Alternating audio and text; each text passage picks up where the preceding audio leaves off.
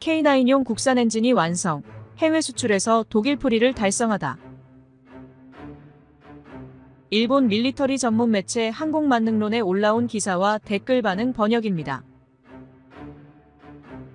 한국은 2020년부터 K9 자주포용 국산 엔진 개발에 착수해왔으며 제인스는 27일 한국방위사업청이 STX 엔진의 K9 탑재를 발표했다고 보도했다.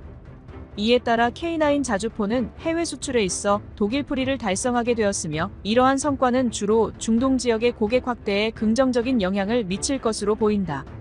한국과 아랍에미리트는 K9 도입 계약을 2019년 하반기에 체결할 예정이었으나 독일 정부가 해당국에 대한 무기 금수 조치를 가해 프리드리히스 하펜 디젤 엔진의 아랍에미리트 이전은 불발되었다.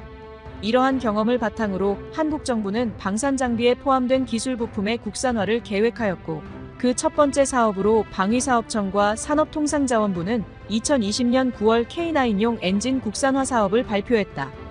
영국의 리카르도도 2021년 11월 K9용 신형 엔진 개발 지원을 위해 한국의 STX 엔진과 계약을 체결했다고 밝힌 바 있으나 이번 신형 엔진의 K9 탑재가 공식적으로 확정된 것으로 보인다. STX 엔진은 해당 엔진의 개발 계약을 2021년에 따내어 2024년 초 프로토타입 성능 시험을 통과했다. 한국방위사업청은 국산 엔진의 판매에 대해 독일의 허가가 필요 없다며 이것이 K9의 해외 수출을 활성화할 것이라고 설명했고 국산 엔진이 독일 MTU 엔진보다 성능과 효율이 향상되었다고 주장했다. MT881 KA500을 대체하는 엔진 완성을 통해 한화에어로스페이스의 K9 자주포는 해외 수출에서 독일 의존에서 벗어나게 되었고 이러한 성과는 주로 중동 지역의 고객 증가에 긍정적인 영향을 미칠 것으로 예상된다.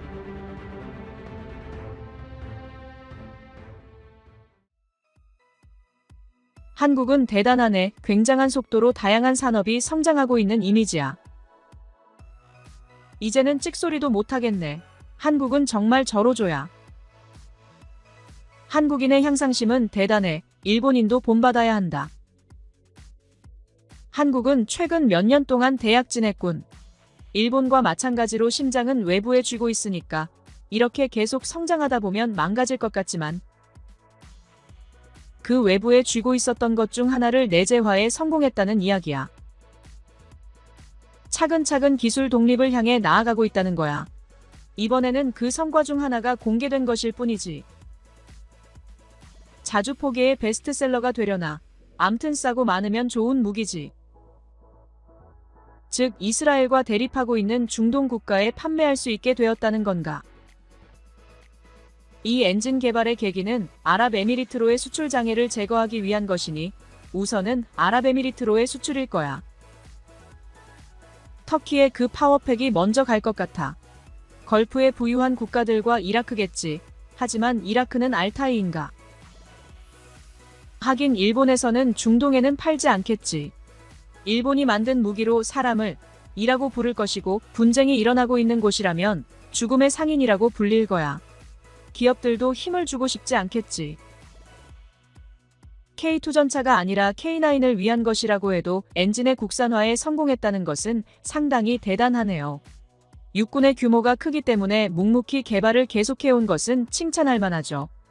가격이 저렴하고 그럭저럭 쓸만한 성능이라는 점에서 판매도 잘 되고 있는 것 같고요.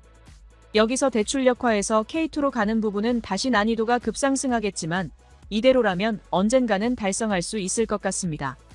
지속은 힘이죠. 좋은 점은 일본도 본받아야겠네요. K2는 19년에 두 번째 양산분부터 엔진은 국산이었어요. 국산화가 어려웠던 것은 트랜스미션 쪽입니다. 이것도 기술적인 면보다는 고장 없이 320시간 동안 계속 돌리라는 말도 안 되는 요구사양 때문인 것 같네요. K2용 두산 인프라코어 엔진은 MTU 883을 그대로 복제한 것 같네요. 두 엔진 모두 배기량이 27,000cc의 12기통 구조도 완전히 동일하고 터보와 보조장치의 배치까지 똑같으니까요. 특기인 리버스 엔지니어링 덕분이겠죠. STX 엔진은 리카르도의 비용을 지불하고 설계를 맡겼을 가능성이 높아요. 개발 기간이 너무 짧았으니까요. 리카르도는 대형 자동차 제조사의 엔진 개발도 맡고 있고 혼다가 F1 사기 초기에 맥라렌에 파워 유닛을 공급했을 때 성능 문제로 리카르도가 지원을 자처했던 적이 있지만 혼다는 자체적으로 성능을 개선하겠다고 거절했던 것 같네요. 리버스 엔지니어링은 일반적인 기술 조사 방법일 뿐이고 전혀 나쁜 일이 아니야. 전 세계 기업들이 다 하고 있는 일이고 미국이나 유럽, 일본의 기업들도 물론 마찬가지야. 한국 기업이 하고 있다고 비판하거나 중상모략, 모욕하는 건 완전히 잘못된 거야. 많이 줄어들었지만 아직도 한국의 높은 기술력을 이상하게 폄하하는 사람들이 있네요. 이미 일본 같은 나라를 추월했음에도 말이죠. 뭐 조금만 더 지나면 그런 사람들도 완전히 사라지겠지만요. 아니, 기술로 뛰어넘었다는 건 어불성설이야. 중공업은 스마트폰이나 가전제품 조립처럼 하루아침에 성장할 수 있는 게 아니니까. 어떤 산업제품이든 수출을 염두에 두면 유럽과 미국의 기술을 사용하는 것은 더 이상 리스크일 뿐이니까. 특히 국방에서는 서구의 이중잣대에 휘말리지 않는 것이 매우 중요해. 개발 일정을 단축하기 위해 K2를 기반으로 한 건가? K2용 기본 엔진은 12기통 1500마력이고 K9용 신형 엔진은 8기통 1000마력이네. K2용 엔진은 현대 인프라코어가 개발했고 K9용 엔진은 STX 엔진이 개발한 거야. 제조사가 다르니까 관계없다고 생각해. K9용 엔진 개발에는 한국기계재료연구소, 한국자동차연구원, 한양대학교 등이 관여한 것 같아. 정말 우크라이나 전쟁의 진정한 패자는 독일이 아닐까 싶어. 무엇 하나 독일에게 좋은 일이 없더군. 나도 그렇게 생각해. 하지만 10년, 20년 후에는 이 우크라이나 사태가 미국과 영국의 장기적인 영향력 저하의 상징적 사건으로 인식될 것 같아. 폭스바겐의 대규모 구조조정도 독일에서 시작되고 있고 어쩔 수 없는 상황이네요. 열심히 만들어서 잘 팔린다는 것은 확실히 기합이 들어가는 것 같네요. 한동안 좋아지지 않다가 외국에 팔릴 수 있게 되어 변해가는 기분이 듭니다. 결국 적당히 만들어도 정해진 수량은 팔리고 굳이 좋은 걸 만들어도 그 이상 팔리는 건 아니니까요. 그러면 별로 열심히 하지 않을지도 모르겠네요. 위로 올라가면 안심하게 되어 필사함이 사라지는 건 역사적으로 선례가 많아서 어쩔 수 없다고 생각합니다. 중량급 전차인 K2에다가 이번엔 1000마력 엔진이라도 장착하려는 건가 했는데 K9이었군. 아무튼 K9은 계속해서 판매 경로를 확장하고 있으니까. 이집트용 K9 자주포에 이 엔진을 탑재하기 위해 개발을 서두른 것 같아요. 1950년대에 시작된 일본의 국산 장갑차용 엔진 연구는 90식 전차 개발로 80년대 후반에는 세계 수준을 따라잡았다고 볼 수 있습니다. 그동안 대략 30년 정도 걸린 셈이죠. 한국의 독자적인 군용 엔진 개발은 88식 전차의 공동 개발 이후에 시작되었습니다. 2000년대에는 K2 전차용 엔진 개발이 시작되어 20년 넘게 걸렸죠. 연구 시작 시점에서 기술적인 격차가 존재했더라도 그것이 메워지기에는 충분한 시간이 이미 지나갔던 것 같네요. K2도 가까운 시일 내에 내재화될 것 같네요. 비용적으로 더 강해질 수 있을지도 모르고 K2와 K9의 조합은 앞으로도 계속해서 발전할 것 같아요.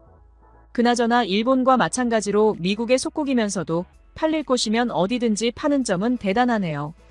또 그럼에도 불구하고 미국에서 일도 확보하고 있으니 여러모로 잘하고 있다고 생각합니다. 한국은 일본과 달리 수출에서 발목 잡힐 건덕지가 없으니까요. 마음껏 기업 활동을 할 수 있는 거죠. 현재 일본 정도의 기술력, 특히 방산계의 낮은 기술력으로 제약이 없다면 세계에서 싸울 수 있다고 생각하는 것은 시대착오적이라고 봅니다. 이제 기술면에서도 한국과 중국에 훨씬 뒤떨어져 있죠. 기술력으로 지고 있는 건 아니에요. 증거를 가져오세요. 기술력만 있으면 일본 제무기는 더 많이 팔릴까요? 지금까지의 전 세계 무기 수출의 역사를 보면 기술력 이외의 요소가 큰 비중을 차지하고 있는 것은 분명합니다. 기술이 있으면 팔릴 텐데 팔리지 않는 건 기술이 낮기 때문이라는 생각은 지금 당장 고쳐줬으면 좋겠어. 무기에 국한되지 않고 공업은 기술적인 폭이 넓지 않으면 만들 수 없는 것이 많아질 것 같은데 일본은 특정 분야에 집중하고 전체적으로 보면 이빨 빠진 듯한 느낌이 들어요. 높은 기술도 있지만 전체적으로 부족한 기분이죠. 관민이 나서서 깃발을 흔들고 부족한 것은 다른 곳에서 데려오고, 일본에서는 그렇게 이익을 내면 죽음의 상인이라고 불리니까 누구도 하려 하지 않고 힘들죠. 한국을 포함한 여러 나라에서는 잘했다고 칭찬받는 일이 일본에서는 비난받으니까요. 오히려 일본은 특정 분야에 집중하는 데서 둘고 기초기술은 세계 최고 수준이 아닐까요?